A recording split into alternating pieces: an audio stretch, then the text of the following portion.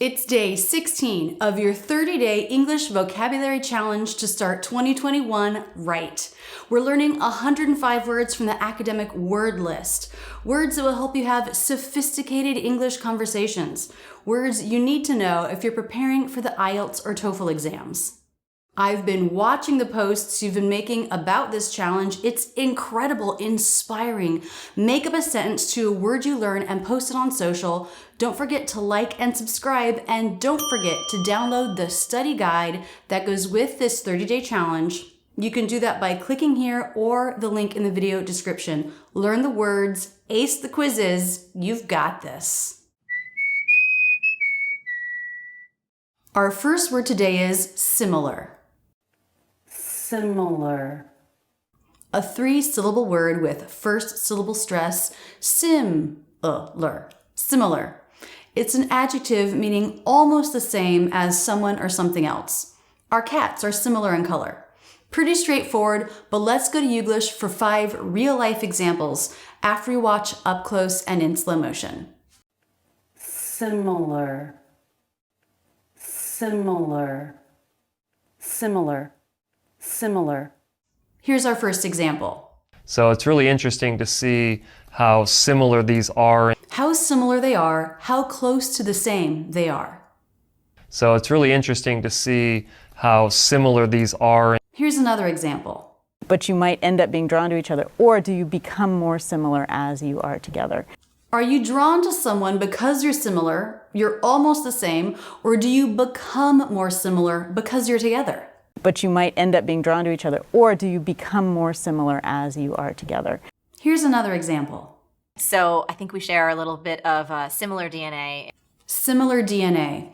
DNA that's close to being the same. So I think we share a little bit of similar DNA. Another example. Remarkably, all over the world, cultures have really similar stories, similar mythologies about butterflies. Around the world, the stories of butterflies from different cultures are close to the same.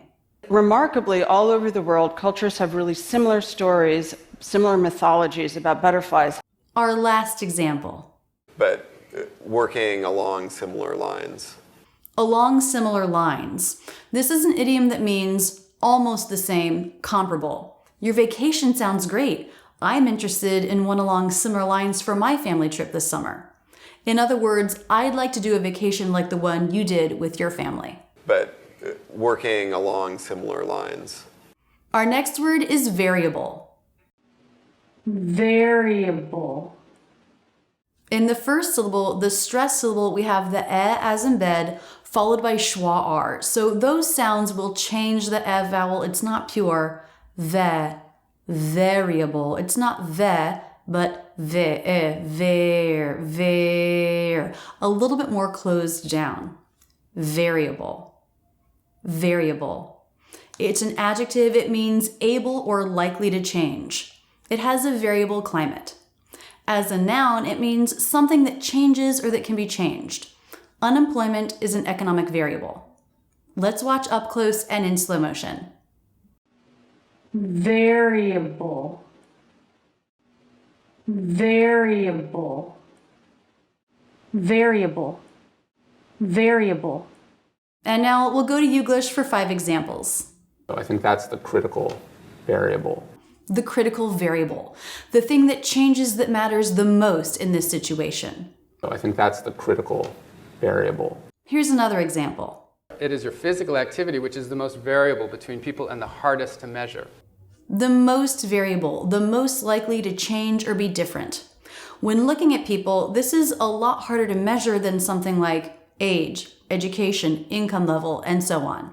It is your physical activity which is the most variable between people and the hardest to measure. Here's another example. While, primary education is now free in the US, it's of tremendously variable quality, right? Tremendously variable quality. The quality can be very different, very changed from one situation to another. In one school, the educational quality might be top-notch, while in another school in the same city, the quality is poor. While, primary education is now free in the US, it's of tremendously variable quality, right? Another example.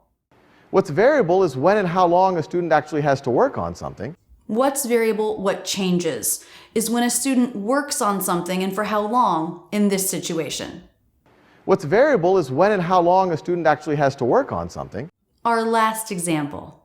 Think about okay, fixed versus variable. Fixed versus variable. Comparing two opposites here. Something that's fixed doesn't change. Something that's variable is able and likely to change. Think about okay, fixed versus variable. Our last word today is section. Section.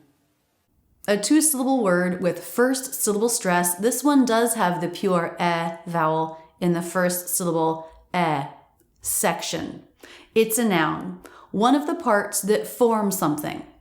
The section of this road is closed, but it can also be a verb, to divide something into parts. Section the chicken and marinate the parts. Let's see this up close and in slow motion. Section. Section. Section. Section. And now we'll go to Youglish for 5 examples. And there's a pretty big section of that pie chart, about 40%. A pretty big section of that pie chart. A big part. A pie chart is a way of showing amounts of things, comparing percentages, how big a part is a section compared to the other parts and compared to the whole. And there's a pretty big section of that pie chart, about 40%. Here's another example. I've also found in Italy there's a lot of expensive, fancy grocery stores that have a deli section. A deli section, that is the part of the store with a deli counter, where you can buy prepared foods or slices of meat and cheese for sandwiches, for example. This would be different than, say, the frozen foods section. I've also found in Italy there's a lot of expensive, fancy grocery stores that have a deli section. Here's another example. Last section, I'll move to the questions. The last section, the last part of this talk. His talk was divided into sections or categories, what he was talking about, different topics. After the last section, he'll be done and he'll take questions. Last section, I'll move to the questions. Another example. We're totally changing the health section of the magazine. The health section, the part of the magazine that covers issues related to health. Newspapers also have sections. When we get our paper every Sunday, David and I divide out the sections, we each take a few to read, and then we trade them when we're done. Business Sunday, the book review, and so on. We're totally changing the health section of the magazine. Our last example. The way that I'm going to section this hair is I'm going to take my comb.